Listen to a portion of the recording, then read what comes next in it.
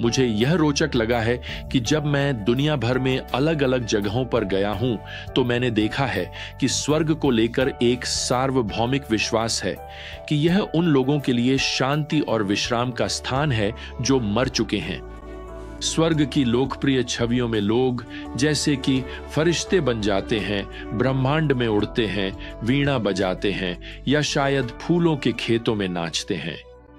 विभिन्न विश्व धर्म स्वर्ग को एक स्तर से दूसरे स्तर की ओर बढ़ने के रूप में दर्शाते हैं या शायद किसी प्रकार की दिव्यता की ओर प्रगति या ऐसे स्वर्ग तक पहुंचना जो भौतिक सुखों से भरा हुआ है। क्या आपने कभी इस बात पर विचार किया है कि स्वर्ग की ये सभी अलग अलग अवधारणाएं इंसानों को केंद्र में रखती हैं? ये सब हमारे बारे में ही है। तो मैं आपको बताना चाहता हूं कि बाइबल स्वर्ग का वर्णन मुख्य रूप से परमेश्वर के निवास स्थान के रूप में करती है। असल में यह सब उसी के बारे में है। अब इसे गलत मत समझिए। स्वर्ग उद्धार पाए लोगों के लिए एक अद्भुत स्थान होगा, लेकिन यह इसलिए अद्भुत होगा क्योंकि वहां परमेश्वर की उपस्थिति की महिमा और भव्यता होगी और हम पूरी अनंतता तक इससे कभी उबने वाले नहीं हैं। अब जैसे ही हम आज प्रकाशित वाक्य के अध्याय 4 और 5 में प्रवेश करते हैं तो यही वह विषय है जिसके बारे में प्रेरित यूहन्ना लिखने जा रहे हैं जब वे असली स्वर्ग का दौरा करते हैं। अध्याय 4 इन शब्दों के साथ शुरू होता है, मैंने देखा और देखो स्वर्ग में एक द्वार खुला हुआ था और पहली आवाज जिसे मैंने सुना था जो तुरही की तरह मुझसे बोल रही थी ने कहा, यहां ऊपर आओ और मैं तुम्हें वह सब दिखाऊंगा जो इसके बाद होना है। तो अब हम समय रेखा में यहां पर हैं। अध्याय 2 और 3 में 7 कलीसियाओं को लिखे गए 7 पत्रों के बाद अब यूहन्ना को दिखाया गया है कि उसके बाद क्या होगा, यानी कलीसिया काल। जब कलीसिया उठा ली जाएगी तब क्या होगा। अब यह दृश्य पृथ्वी से स्वर्ग की ओर स्थानांतरित हो जाता है और यहां एक और बदलाव है और इसे समझना बहुत महत्वपूर्ण है। अध्याय 4 से लेकर अध्याय 19 तक, जब तक मसीह शारीरिक रूप से लौटकर अपना सहस्राब्दी राज्य स्थापित नहीं करते, कलीसिया का पृथ्वी पर एक बार भी उल्लेख नहीं होता। क्या आप जानते हैं क्यों? क्योंकि अध्याय 4 से 19 तक का ध्यान इसी पर है, आने वाले 7 वर्षों की क्लेशकाल पर, और कलीसिया पहले ही उठा ली गई है। जैसा कि 1 थिस्सलुनीकियों 1:10 में वादा किया गया है, प्रभु अपनी कलीसिया को आने वाले क्रोध से बचाएंगे। कलीसिया का उठा लिया जाना क्लेशकाल से पहले होता है। इसी कारण हम एक पूर्व क्लेशकालीन प्री ट्रिब्यूलेशनलिस्ट सेवकाई हैं, जिसे हम कलीसिया का पूर्व क्लेशकालीन उठा लिया जाना कहते हैं। उसे समझना बहुत महत्वपूर्ण है क्योंकि अब इन अगले 16 अध्यायों का ध्यान कलीसिया से संबंधित नहीं है। अब ध्यान वास्तव में इज़राइल की ओर स्थानांतरित हो जाता है। देखिए, परमेश्वर इस्राएल को उनके मसीहा राजा यीशु को स्वीकार करने के लिए तैयार करने जा रहे हैं जब वह क्लेश काल के अंत में लौटेंगे, और इस विषय पर आगे और भी बहुत कुछ बताया जाएगा। अब यहां अध्याय 4 में यूहन्ना का शरीर जैसा कि था पतमोस द्वीप पर ही रहता है, लेकिन उसकी आत्मा स्वर्ग में ले जाई जाती है ताकि वह यह अद्भुत दृश्य देख सके।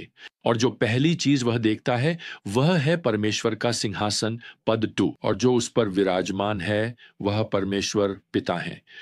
यह एक राज्य करने वाले सम्राट की मुद्रा है। यह परमेश्वर की शासकीय शक्ति का स्पष्ट संकेत है।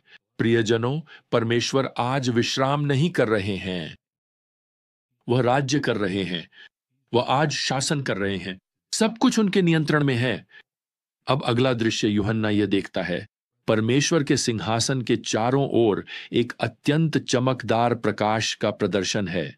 यूहन्ना को इसे ठीक से वर्णित करना कठिन लगता है। पद 3, जो वहां बैठा था उसका रूप जस्पर और कार्नेलियन के समान था, और सिंहासन के चारों ओर एक इंद्रधनुष था जो पन्ना के समान दिखाई देता था। यह बस उन्हीं जैसा दिखता था क्योंकि यूहन्ना इसे वर्णित करने के लिए शब्दावली ढूंढ रहा था। पद 5 और 6 में जोड़ा गया है कि सिंहासन से बिजली की चमकें निकल रही थीं, गड़गड़ाहट और गरज की आवाजें आ रही थीं। और सिंहासन के सामने, जैसा कि यूहन्ना कहते हैं, वहां एक कांच के समान समुद्र था जो क्रिस्टल जैसा दिखता था। ओ, यह परमेश्वर की शक्ति और भव्यता का प्रदर्शन है। और वैसे यूहन्ना देखते हैं कि परमेश्वर अकेले नहीं है। पद 4 कहता है कि परमेश्वर के सिंहासन के चारों ओर 24 सिंहासनों पर 24 प्राचीन बैठे हैं, जो सफेद वस्त्र पहने हुए हैं और उनके सिरों पर सोने के मुकुट हैं। अब इन प्राचीनों के बारे में बहुत सारी रायें हैं कि ये कौन हैं, और मेरे पास आपको केवल सही उत्तर देने के लिए ही समय है। मेरा मानना है कि ये प्राचीन स्पष्ट रूप से कलीसिया का प्रतिनिधित्व करते हैं। देखिए, इस बिंदु पर कलीसिया अब परमेश्वर की उपस्थिति में उठा ली गई है। वे वैसे ही वस्त्र पहने हुए हैं जैसा कि बाद में कलीसिया के बारे में कहा गया है कि वह सफेद वस्त्रों में होगी। यह उनकी मुक्ति की ओर संकेत करता है। उनके सिरों पर मुकुट दिए गए हैं। ये उन पुरस्कारों की ओर संकेत करते हैं जो उन्हें मसीह के न्यायासन पर दिए गए हैं। और वैसे ये मुकुट प्रभु के चरणों में डाल दिए जाएंगे, जैसा कि हम अभी देखेंगे। यहां पद 5 में यूहन्ना जिनका उल्लेख करता है, वे हैं परमेश्वर की 7 आत्माओं की उपस्थिति। अब यह अभिव्यक्ति पहले ही अध्याय 1 के पद 4 में इस्तेमाल की जा चुकी है, और यह पवित्र आत्मा की पूर्णता, उसकी सिद्धता का संदर्भ है। अब यहां पद 6 में यूहन्ना 4 जीवित प्राणियों को देखता है। वह आगे उनका वर्णन करते हैं कि उनके प्रत्येक के पास 6 पंख हैं।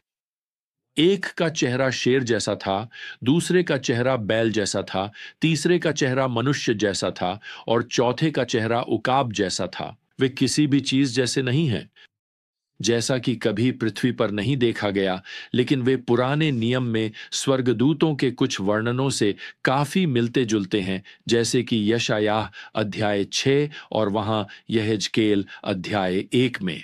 ये सबसे उच्च श्रेणी के सृजित स्वर्गदूत हैं। और यहां पद 8 में हमें बताया गया है कि वे अपनी स्तुति में निरंतर लगे रहते हैं। वे बस यही कहते और दोहराते रहते हैं, पवित्र पवित्र पवित्र है प्रभु, सर्वशक्तिमान परमेश्वर। अब इस समय 24 प्राचीन जन अपने मुकुट परमेश्वर के सिंहासन के सामने डालते हैं और यह गीत गाना शुरू करते हैं। पद 11, हे हमारे प्रभु और परमेश्वर, आप महिमा, आदर और सामर्थ्य पाने के योग्य हैं, क्योंकि आपने ही सब कुछ रचा है और आपकी इच्छा से ही वे अस्तित्व में आए और सृजित हुए।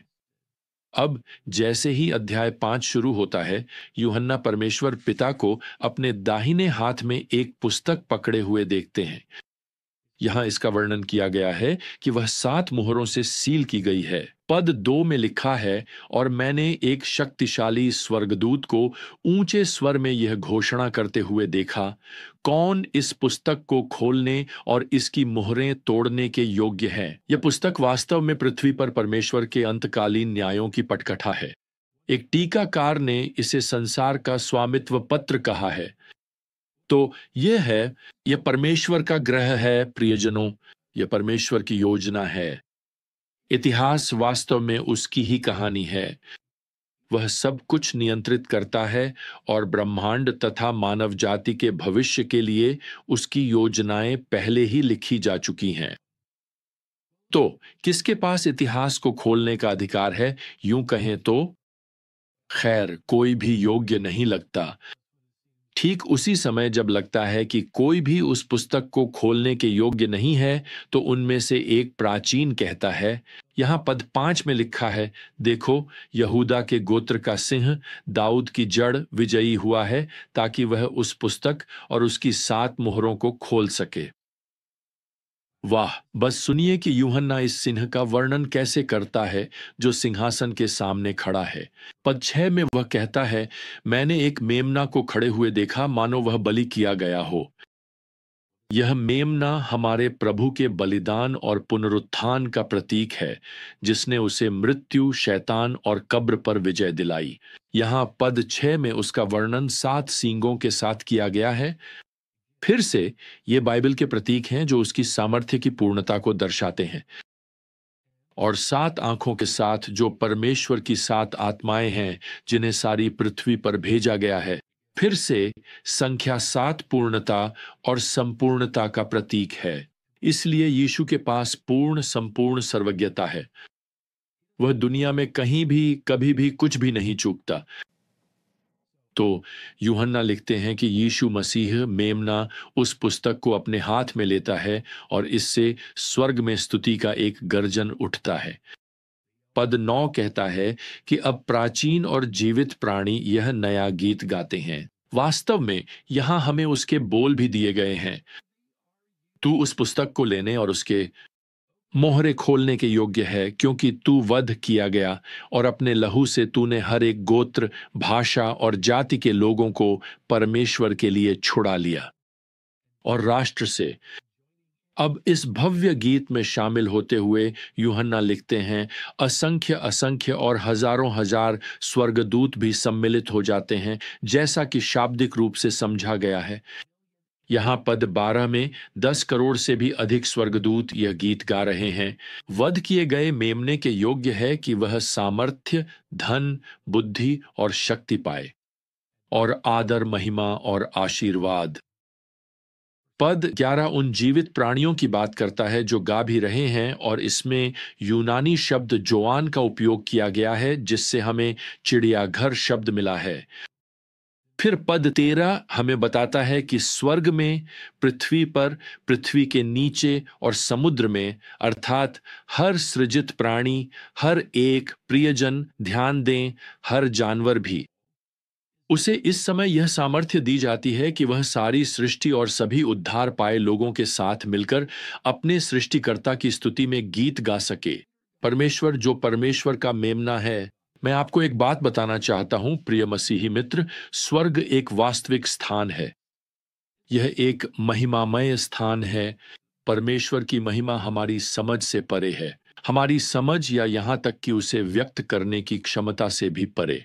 तो यह आपके भविष्य का वर्णन है। आपको फिर कभी कोई दुखद विचार नहीं आएगा। एक बार जब आप यह गीत गाने लगेंगे तो आप केवल यही सोचेंगे कि आप कितने आनंदित हैं और कितने रोमांचित हैं कि आप आखिरकार अपने घर पहुंच गए हैं।